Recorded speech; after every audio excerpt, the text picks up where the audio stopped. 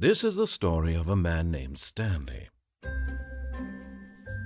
Stanley worked for a company in a big building where he was employee number 427. Employee number 427's job was simple. He sat at his desk in room 427 and he pushed buttons on a keyboard. Orders came to him through a monitor on his desk, telling him what buttons to push, how long to push them, and in what order. This is what employee 427 did every day of every month of every year.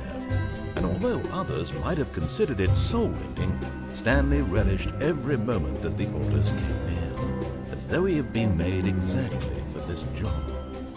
And Stanley was happy. And then one day, something very peculiar happened. Something that would forever change Stanley. Something he would never quite forget. He had been at his desk for nearly an hour when he realized that not one single order had arrived on the monitor for him to follow. No one had showed up to give him instructions, call a meeting, or even say hi. Never in all his years at the company had this happened, this complete isolation. Something was very clearly wrong. Shocked, frozen solid, Stanley found himself unable to move for the longest time. But as he came to his wits and regained his senses, he got up from his desk and stepped out of his office.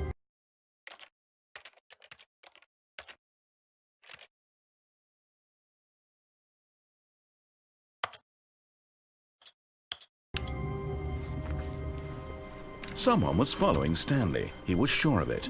If he checked over his shoulder now, he would surely catch them. It was only a matter of time.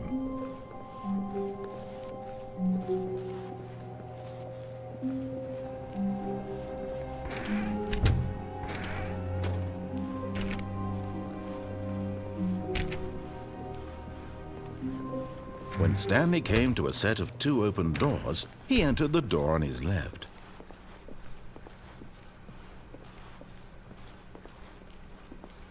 Yet there was not a single person here either. Feeling a wave of disbelief, Stanley decided to go up to his boss's office. Hoping he might coming to a staircase, Stanley walked upstairs to his boss's office.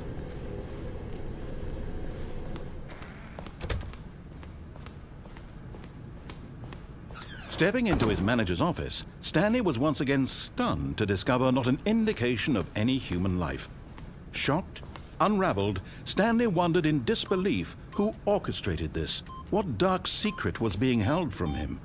What he could not have known was that the keypad behind the boss's desk guarded the terrible truth that his boss had been keeping from him. And so the boss had assigned it an extra secret PIN number, 2845. Yet incredibly, by simply pushing random buttons on the keypad, Stanley happened to input the correct code by sheer luck. Amazing. He stepped into the newly opened passageway.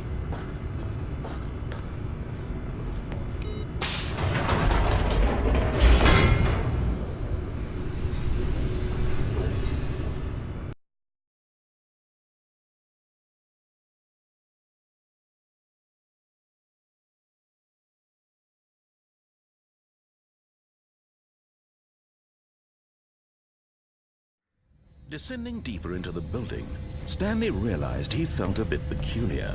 It was a stirring of emotion in his chest, as though he felt more free to think for himself, to question the nature of his job. Why did he feel this now, when for years it had never occurred to him? This question would not go unanswered for long. Stanley walked straight ahead through the large door that read Mind Control Facility.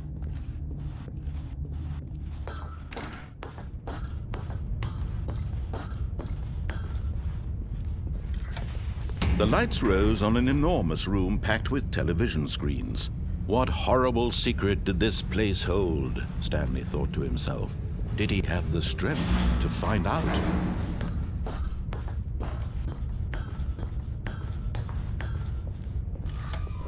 Now the monitors jumped to life, their true nature revealed. Each bore the number of an employee in the building, Stanley's co-workers. The lives of so many individuals reduced to images on a screen, and Stanley, one of them, eternally monitored in this place where freedom meant nothing.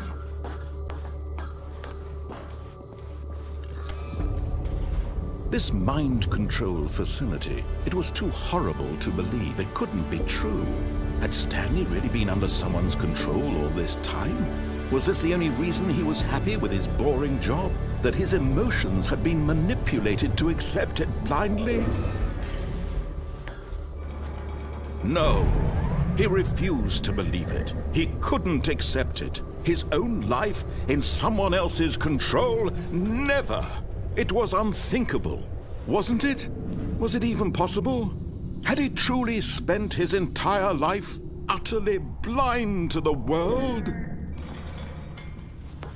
But here was the proof, the heart of the operation. Controls labeled with emotions, happy or sad or content, walking, eating, working, all of it monitored and commanded from this very place. And as the cold reality of his past began to sink in, Stanley decided that this machinery would never again exert its terrible power over another human life. For he would dismantle the controls once and for all.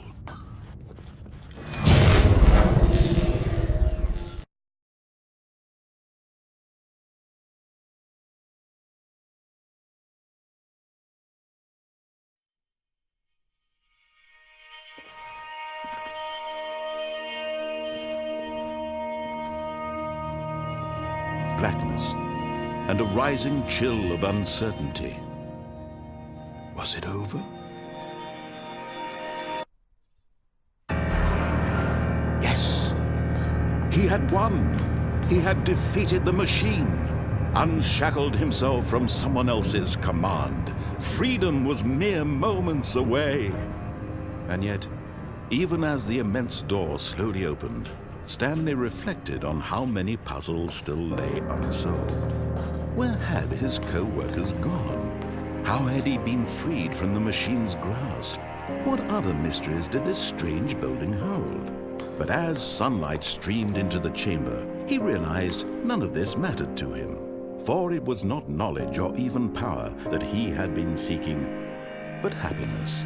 Perhaps his goal had not been to understand, but to let go.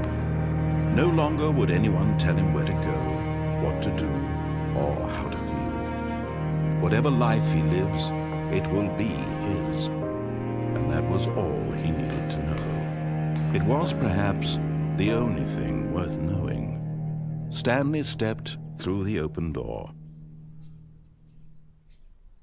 Stanley felt the cool breeze upon his skin, the feeling of liberation, the immense possibility of the new path before him. This was exactly the way, right now, that things were meant to happen.